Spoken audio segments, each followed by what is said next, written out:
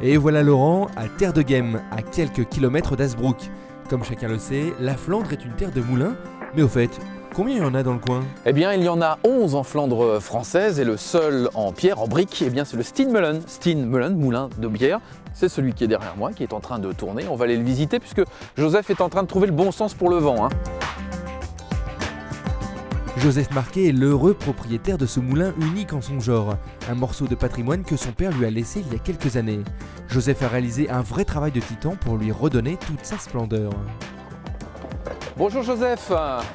Oui, bonjour. Je vous serre pas la main, vous avez l'air un peu occupé en fait.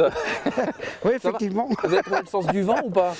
Bah, on le voit en haut, hein, avec la girouette. Ouais, parce qu'en fait Et- le moulin, vous pouvez le faire tourner dans tous les sens. Ah oui, hein, dans les deux sens, et puis il faut le mettre pratiquement face au vent pour pour qu'il tourne, bien sûr. Hein, Comme ça engrange en fait les ailes.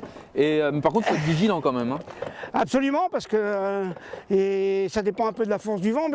Quand il y a une tempête, par exemple, on ne le fait pas tourner parce que le problème, c'est qu'on ne saurait pas l'arrêter. Ah bah ça y est, c'est parti, vous avez trouvé le bon sens, ne touchez plus à rien Joseph, tout va bien. Donc là, on rentre dans le moulin. Au pied du moulin. Au pied du moulin, et au pied du moulin, qu'est-ce qu'on fait ? On fait de l'huile. Et à l'étage, on va faire de la farine. Ah oui, donc huile et farine, c'est ce qu'on fait dans le moulin. Absolument. À l'origine, oui, maintenant on ne fait plus que de la farine, hein. D'accord, alors pour l'huile, comment ça marche en fait ? C'est tout simple, vous avez la paire de meules qui est verticale. On va donc mettre des graines de colza, par exemple, Ouais. dans cette surface-là pour être écrasées, ou des graines de lin. Et ce qui permet avec ces meules donc de faire de la pâte. Et cette D'accord. pâte, après, on va la mettre dans l'étui en jute. Ah oui, donc il y a deux opérations. deux Donc, opérations. d'abord la phase pour écraser la graine et ensuite pour la presser. Ce sac en jute ici qu'on appelle les trindelles, on va la mettre ici verticalement à la place de celui-ci, D'accord. protégé par du cuir. Et on va mettre une deuxième là, une deuxième étrindelle et on va presser en enfonçant le coin avec un pilon et un arbre à cames. Hop, donc je vais lâcher le pilon, hop. Ah, Et donc, ainsi en fait, on presse. C'est la pression en fait de ce bout de bois. Oui, c'est comme si on tapait dessus au marteau, et ainsi, avec la pente qu'on a là, le coin, on va presser les deux sacs. Ah, et vous avez l'huile en dessous. Et l'huile vient en dessous, hein, puis on la récupère. On la récupère là en dessous, hein. Ah oui, c'est magique. Et à l'origine, il y avait une cave, hein, bien sûr, hein, c'est pour la récupérer. l'huile. Avec évidemment les tonneaux où l'huile allait Absolument, dedans. oui.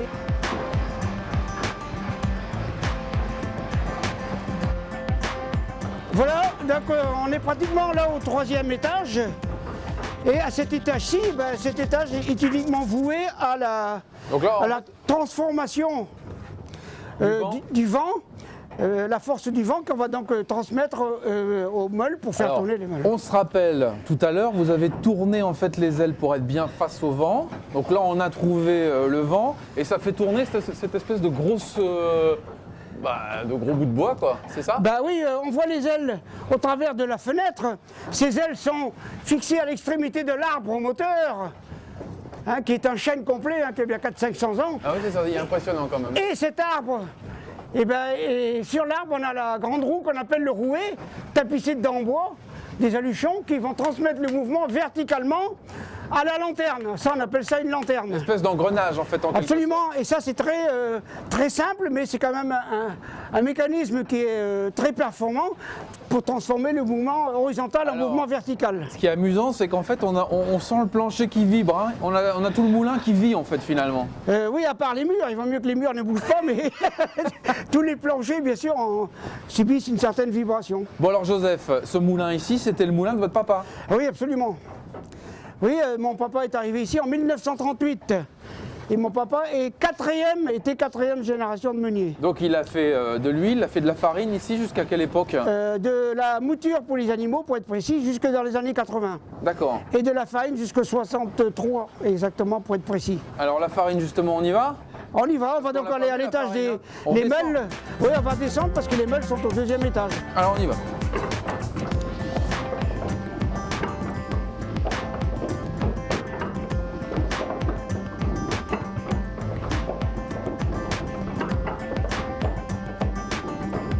Quand vous avez récupéré ici ce moulin de votre papa, en fait, il était dans quel état ?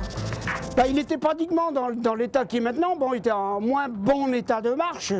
Mais mon papa le faisait tourner un peu de temps en temps pour dire de l'entretenir un peu. Mais là, maintenant, moi, je l'ai rendu plus performant. Surtout accessible au public et puis montrer un peu ludiquement comment qu'on travaille avec un moulin. Ouais. Et c'est ça mon dada, mon plaisir, c'est de montrer avec peu de choses qu'est-ce qu'on sait faire avec un moulin, quoi, avec le vent. C'est extraordinaire ce qu'on peut faire effectivement avec un moulin ici. Mais comme il n'y a pas de vent, comment on fait? Bah, comment on fait? Bah, on fait comme dans la chanson, hein, le meunier dort. Ah oui, d'accord, ok. Il y a des moments où on peut sortir bien. Juste avant de le quitter, Joseph a encore un autre trésor à nous faire découvrir, son musée. Ici, on se plonge dans l'histoire de la vie locale flamande.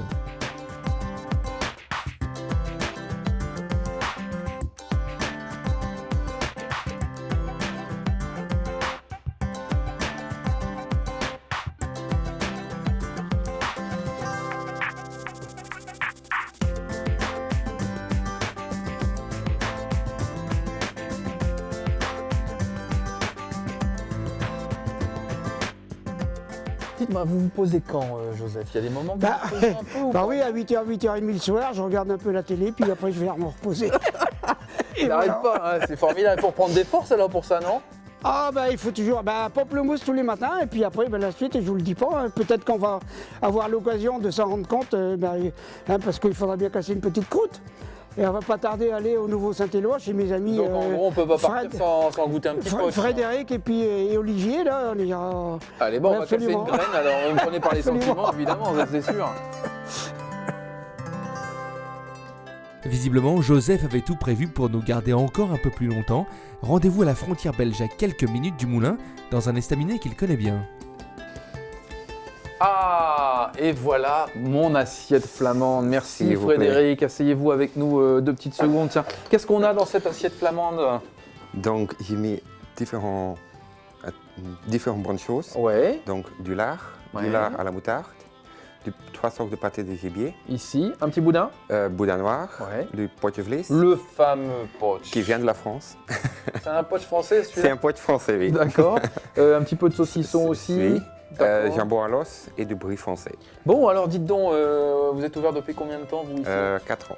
4 ans. 4 ans, ça a été 4 ans au mois de décembre. Et c'est ce qu'on appelle vraiment l'estaminet typique Ouais, on essaye quand même. flamand. On essaye quand même. Ouais, donc on peut manger plein de choses, plein de spécialités. On essaye de vous proposer des trucs de la région. Ouais. Et mais il y a aussi des autres trucs. Alors qu'est-ce qui fait justement l'ambiance d'un estaminet flamand? Qu'est-ce qu'on y trouve? Différentes bonnes bières. Modération, hein, bien évidemment. Oui, de la région ou pas de la région. Ouais. Des jeux flamands. On peut s'amuser aussi Voilà. chez vous. Ouais. Tiens, voilà. Merci. Alors dites-moi, Joseph, on peut, parce qu'il y a des circuits qui sont organisés, vous venez ici à cet estaminet, on peut venir chez vous aussi, au moulin. Vous êtes ouvert quand?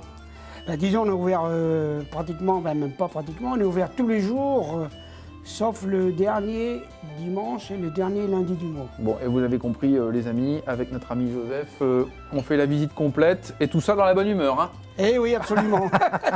Bon, bon appétit et bon appétit, Vera. Hein, la Et bon femme de appétit à Joseph, vous hein. Merci aussi, à hein. vous.